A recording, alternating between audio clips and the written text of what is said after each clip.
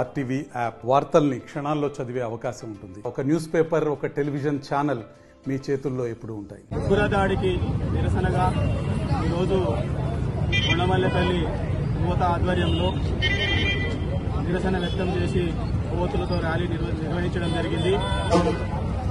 370 article రద్దు తర్వాత కాశ్మీర్లో, అందాల కాశ్మీర్లో ఐకమత్యంగా అందరూ ఉంటున్నారు. భారతదేశం మొత్తం ఐకమత్యంగా ఉన్న సందర్భంలో ఈ ఉగ్రవాద మూకలు అలజడిని సృష్టించాలని, భారతదేశంలో ఏదో ఒకటి అలజడి సృష్టించాలనే ఉద్దేశంతో అమాయకులైనటువంటి టూరిస్టుల మీద దాడి చేసి అన్యాయంగా చంపడం అనేది చాలా దారుణమైన విషయం. ఈ సందర్భాన్ని మేము తీవ్రంగా ఖండిస్తున్నాము. ఈ ఉగ్రమూకలని ఎంతవరకైనా సరే ఏరేయాలని చెప్పి మేము ఈ సందర్భంగా కోరుకుంటున్నాము. భారతదేశ ఐక్యతను చాటుతూ ర్యాలీని నిర్వహించడం జరిగింది. దీనికి మద్దతు తెలిపినటువంటి ప్రతి ఒక్కరికి పేరు పేరున నేను కృతజ్ఞతలు తెలియజేసుకుంటున్నాను. కేఎంపీ హెల్పింగ్ హ్యాండ్స్ మరియు ప్రెస్ క్లబ్ తరఫున కార్యక్రమం నిర్వహించడం జరిగింది. ఉండమల్లెపల్లిలోని యువత భారీ ఎత్తున వచ్చి ఈ కార్యక్రమానికి సహకరించినందుకు ప్రతి ఒక్కరికి పేరు పేరున నేను కృతజ్ఞతలు తెలియజేసుకుంటున్నాను.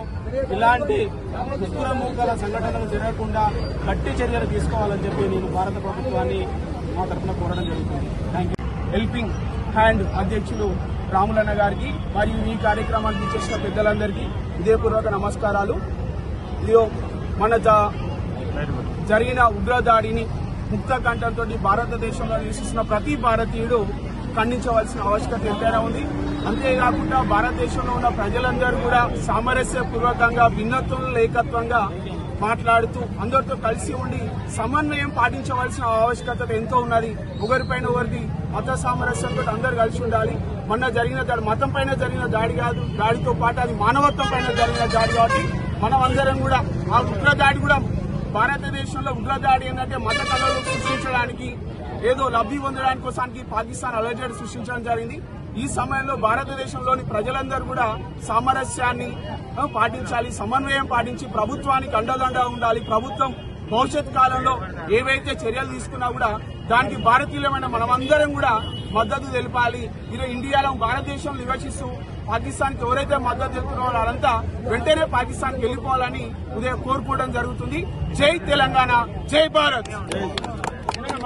వారు జంటగా మొన్న జరిగినటువంటి జమ్మూ కాశ్మీర్ రాష్ట్రంలో టూరిస్టు ప్రదేశంలో ఉగ్రవాదులు అతి కిరాతకంగా, మానవత్వం అనేది లేకుండా హిందువులు, ముస్లింలు, నువ్వు హిందువా ముస్లిం అని అతి కిరాతకంగా చంపడం చాలా బాధాకరమైన విషయం. ఇటువంటి చర్యలు భవిష్యత్తులో ఎప్పుడూ జరగకుండా ప్రధాని మోడీ గారు చాలా సీరియస్ గా ఉన్నారు. అదేవిధంగా నిన్న జరిగినటువంటి అఖిలపక్ష మీటింగ్ లో, ఆల్ పార్టీ మీటింగ్ లో రాహుల్ గాంధీ గారు అన్ని పార్టీలు సపోర్ట్ చేయడం చాలా శుభ పరిణామం.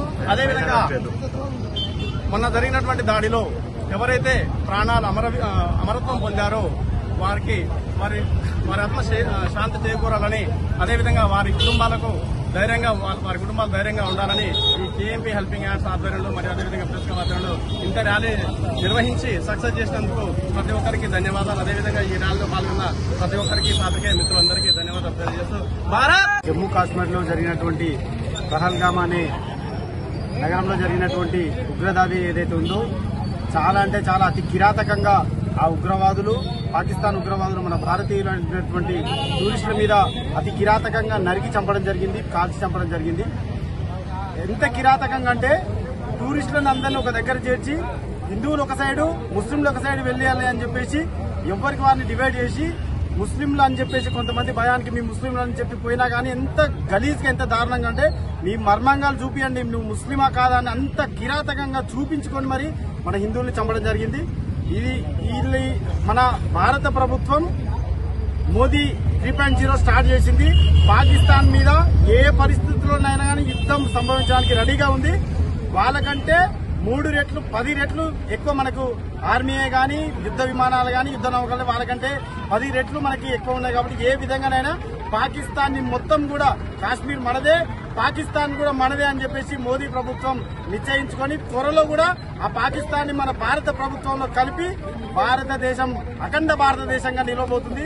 ఈ యొక్క ఎవ్వరు కూడా రాజకీయంగా గాని జాతీయ కానీ మరిన్ని వీడియోస్ కోసం ఛానల్ ని సబ్స్క్రైబ్ చేయండి. లేటెస్ట్ అప్డేట్స్ కోసం వాట్సాప్ ఛానల్ ని ఫాలో చేయండి.